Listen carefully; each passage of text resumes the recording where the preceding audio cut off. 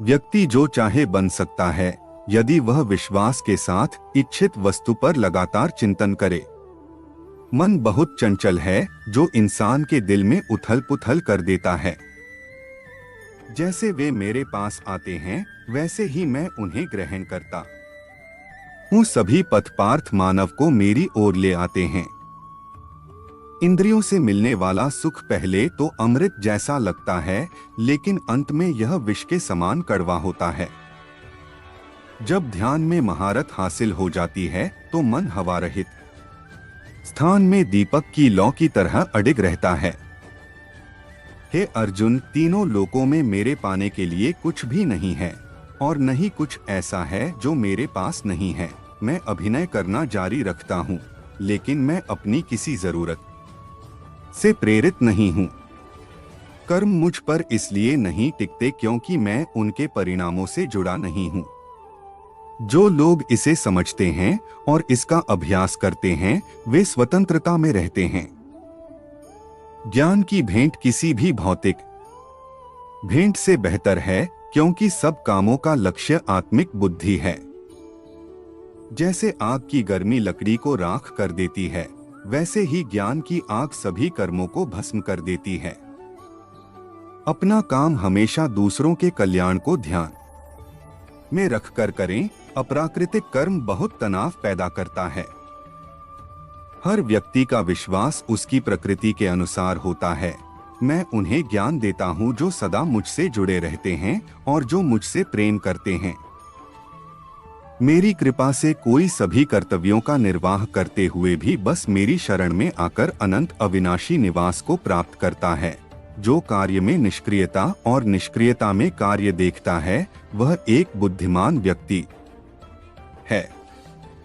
मैं धरती की मधुर सुगंध हूँ, मैं अग्नि की ऊष्मा हूँ, मैं ही सभी जीवित प्राणियों का जीवन भी और मैं ही सन्यासियों का आत्मसंयम हूँ। तुम उसके लिए शोक करते हो जो शोक करने के योग्य नहीं है और फिर भी ज्ञान की बातें करते हो। बुद्धिमान व्यक्ति ना जीवित और ना ही मृत व्यक्ति के लिए शोक करते हैं। बुद्धिमान व्यक्ति को समाज कल्याण के लिए बिना आसक्ति के काम करना चाहिए। कर्म मुझे बांधता नहीं, क्योंकि मुझे कर्म के प्रतिफल की कोई इच्छा नहीं। श्री कृष्ण का कहना है कि मनुष्य को हमेशा अपने मन में यह विचार लाना चाहिए कि ईश्वर के अलावा कोई और उसका इस संसार में सहारा नहीं है। अहंकार तब जन्म लेता है जब हम यह भूल जाते हैं कि जो प्रशंसा हमें मिल रही है वह हमारे गुणों की होती है, न कि हमारी। भगवान श्री कृष्ण का कहना है कि संसार का एकमात्र नियम है परिवर्तन। जो कल किसी और का था वह आज आपका है और कल किसी और का हो जाएगा। भविष्य की चिंता छोड़ दो।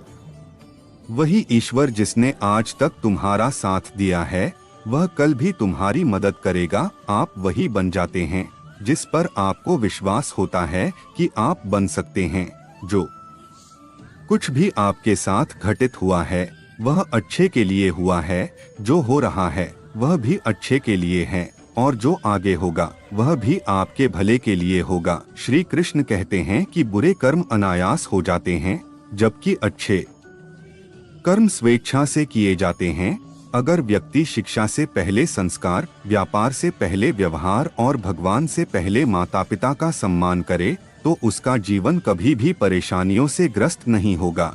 भगवान श्री कृष्ण कहते हैं कि इस संसार में कुछ भी समाप्त नहीं होता।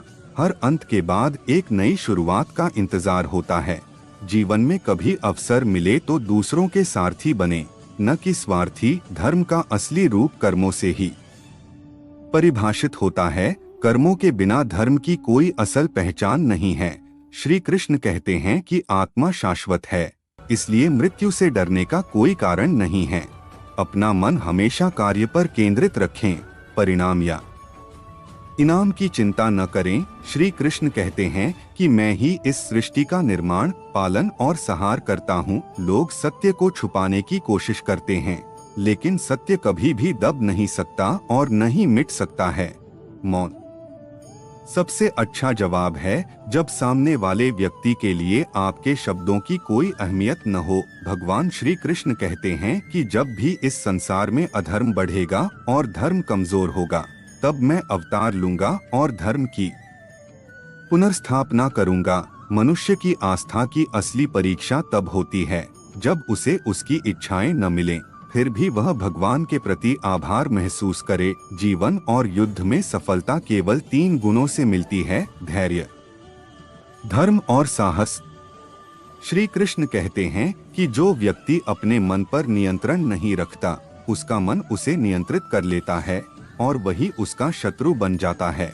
समय चाहे जैसा भी हो, मनुष्य को हमेशा अपने परिवार के साथ रहना चाहिए।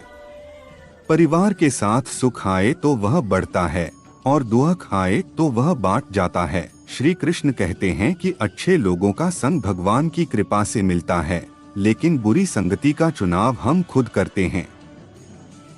मनुष्य को हमेशा अपनी वाणी पर संयम रखना चाहिए, क्योंकि एक बार वाणी से निकला शब्द कभी वापस नहीं आता। सुख और दुख का आना जाना जैसे सर्दी गर्मी का बदलाव है, इसलिए हमें इनसे प्रभावित नहीं होना चाहिए। श्री कृष्ण कहते हैं कि मैं हमेशा तुम्हारे पास और साथ रहता हूँ, चाहे तुम कुछ भी कर रहे हो। कृष्ण कहते हैं, अगर आप किसी को छोटा समझ रहे हैं तो यह या तो आपके अहंकार का परिणाम है या आप उसे ठीक से नहीं देख रहे हैं। जीवन में कभी निराश मत हो, क्योंकि कमजोर वक्त होता है, आप नहीं। जब व्यक्ति अपनी इंद्रियों के वश में होता है तो वह हमेशा समस्याओं का सामना करता है।